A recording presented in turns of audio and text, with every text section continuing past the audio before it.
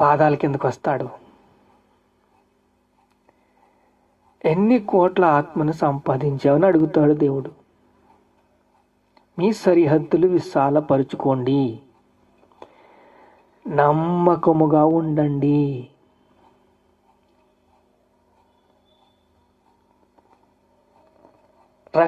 నాకు రక్షణ కావాలని కొట్లాడతారు. ఎందుకంటే వాక్యానికి అంత శక్తి ఉంది, రక్షణకు అంత డిమాండ్ ఉంది.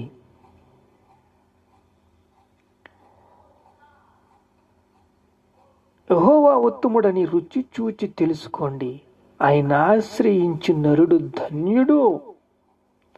ఆశ్రయిస్తారు, పరిగెట్టుకుని వస్తారంతే. వాక్యం కావాలి,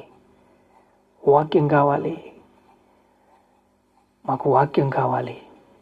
ఎరికో గోడలు కూలిపోనియండి, ఎర్ర సముద్రం 2 పాయలుగా అయిపోయిందండి.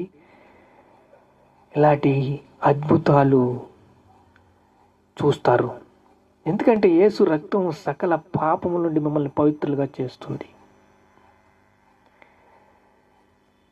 ప్రార్థన చేసుకుందాం. మహాపరిశుద్ధుడైన తండ్రి, కీడు చెయ్యుట మాని మేలు చెయ్యచ్చు సమాధానమును వెదికి దానిని వెంటాడుము.